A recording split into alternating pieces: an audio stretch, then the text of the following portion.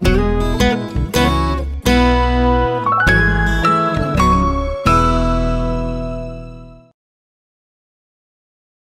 are my 5 things I wish someone told me before I started and why. First, your story is your power. Own it and share it. If I knew that sharing my story was going to be the key to building my confidence, I would have shared it so much sooner. For most of my life, I kept my experiences private out of shame I felt and the fear of being judged. It wasn't until I started sharing my story and my journey that I realized the healing effect it had on myself and others. My TEDx talk is a great example of how sharing healed me. It not only helped others, but it also healed part of myself. Second, it's okay to ask for help. Growing up, I felt like I had to handle everything on my own, especially because of my facial difference, the bullying I faced, and the fact that if I didn't do everything on my own, then I was shown that I was weak and incompetent. I felt like I had to prove my worth and do everything myself to show that I was strong and competent and perfect.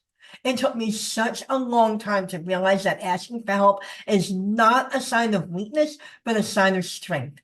For example, when I was struggling with my doctoral degree and going through my divorce and moving, I had a broken wrist. Asking for that academic leave of absence was so difficult, as well as getting therapy, but those were the major steps that moved me forward. Number 3, embrace vulnerability. I avoided being vulnerable for most of my life. I believe that being vulnerable and showing any kind of vulnerability made me weak and exposed me to more hurt and pain, which meant more judgment and more bullying. However, I learned that being vulnerable is incredibly liberating and it strengthened my connection with others.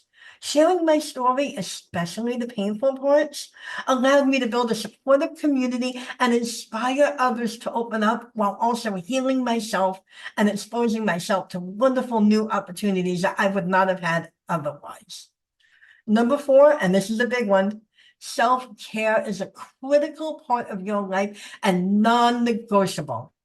I used to push myself to the max and oftentimes ignored my own needs and emotions to put everyone and everything else first.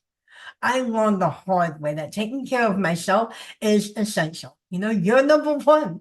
Whenever life gets difficult now, I make sure to prioritize my self care, especially since that a key component to managing your emotions, feeling confident, recovering from the challenges of life, and building resilience is making sure that you are in tip top shape emotionally, mentally, and physically. And that begins with self care.